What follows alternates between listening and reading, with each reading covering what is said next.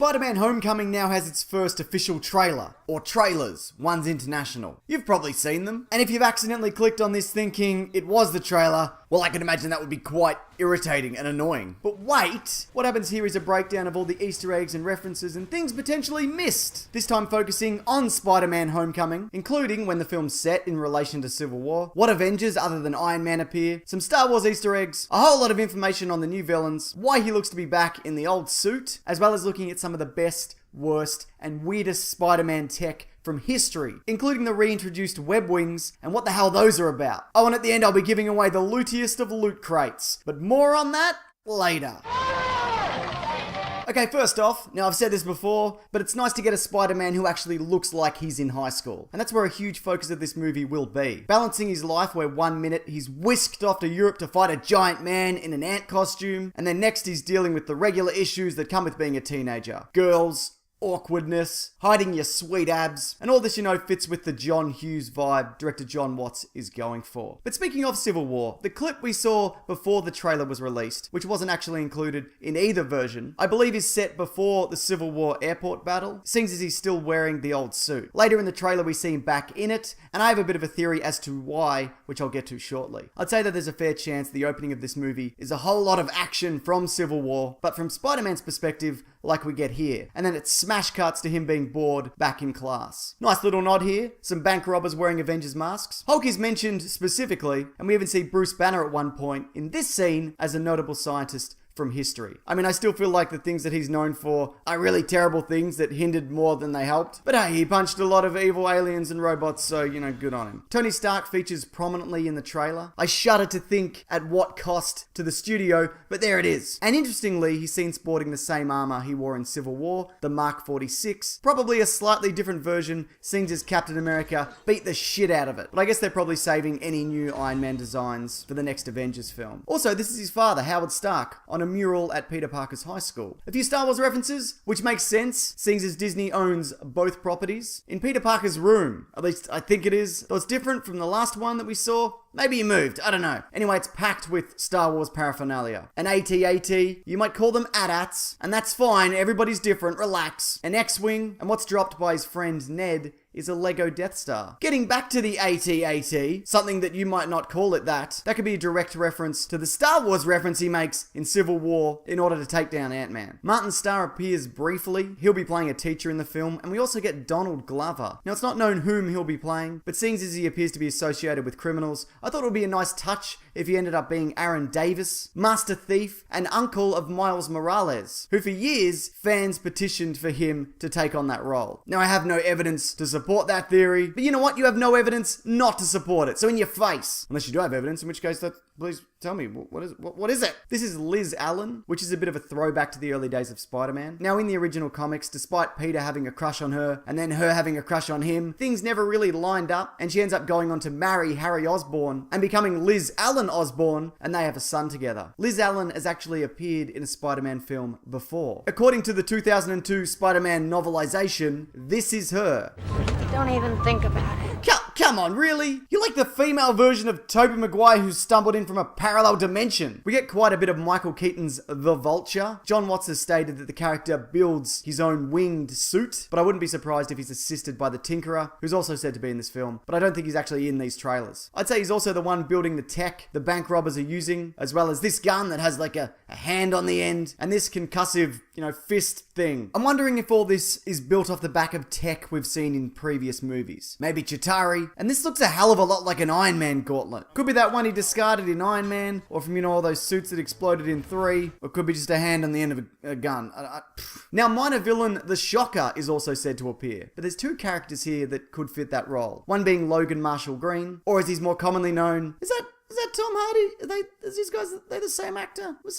Was that him in the Batman movie? Or was this him in Prometheus? Are they the same person or are they brothers? What's going on here? But he's wearing an outfit similar to the leaked image of the Shocker. But Bokeem Woodbine looks like he has a Shocker glove. So I don't know. But getting back to the Vulture, Tom Holland has said that this villain is terrifying, like something out of a horror film. Jon Watts has added that all the villains in this movie are different from other Marvel villains, like Thanos or Ultron, because if Spider-Man, a regular kid, can become a superhero, then there's got to be a bunch of regular guys who become supervillains. And look, Look, I'll be honest, that all sounds great, but I'd be lying if I said I wish his costume was something more akin to Condor Man.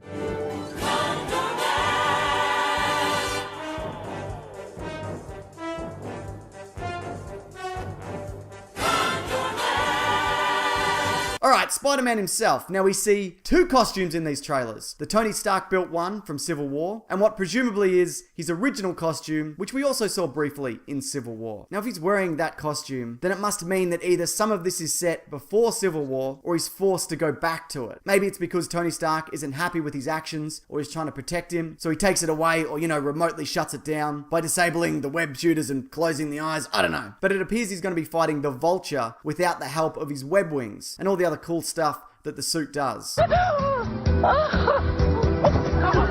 And I think now's as good a time as any to talk about some of the stuff that a Spider-Man suit can do, or some of the other crap that he's got lying around. Okay, web shooters. Pretty self-explanatory, but there's a bunch of stuff the webs can do that we haven't really seen in the movies. Mostly, they've been used to hold on to something heavy while Spider-Man makes this face. But because a single strand is said to be stronger than piano wire, it's also capable of making little tornadoes, a shield, a parachute, a net, a finish line for a car, skis, a raft, a club for bludgeoning foes, a ball that would probably be, real weird to touch, and a sticky glue. He also has webbing with slightly different abilities for tackling specific threats, including an acidic version, a taser, and magnetized for interfering with radio signals and the like. Of course, after the first Spider-Man movie in 2002, Spider-Man moved to organic web shooters in the comics by turning into a giant spider and then giving birth to himself. If you want a logical explanation of that, just know that there isn't one, and don't bother looking, because it's a waste of time. The mechanical web shooters are loaded with cartridges that are packed with liquid webbing, a whole lot of which he keeps on his belt, which this version of Spider-Man has. Probably to keep up his, his spider pants. Something which I'd love to see in the movies is him running out of webbing. That hasn't really been touched upon in the films, but I think it adds like a different element to a fight if one of the key things that makes Spider-Man Spider-Man is removed. Also in his belt are little spider tracers for tracking enemies that emit a frequency that allows his spider sense to pick up on. He also uses cryo cubes for freezing his enemies without killing them, but having them frozen does make them real easy to kill, which is, handy. Also, traditionally, he has a spider signal, which is used to see in the dark, or as a UV light at a crime scene. And sometimes, it's just to spook criminals. But you know what's scarier than a light? Being punched by a man who can press 10 ton. This new version, though, it seems a little different, like it has some kind of graphical interface, so I'd imagine it does something more than just,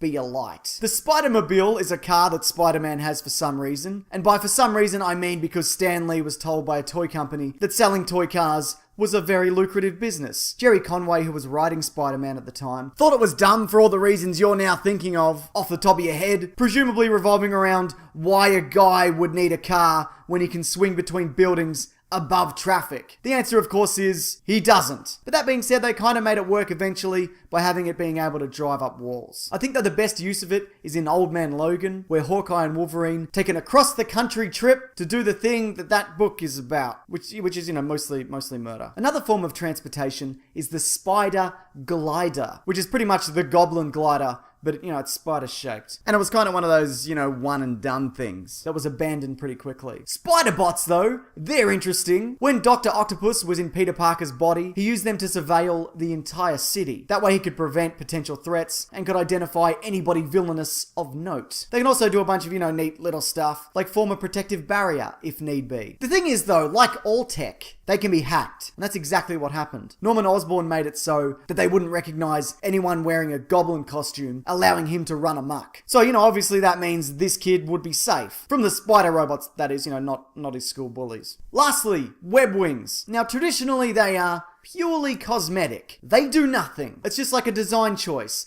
to look cool. And boy, do they.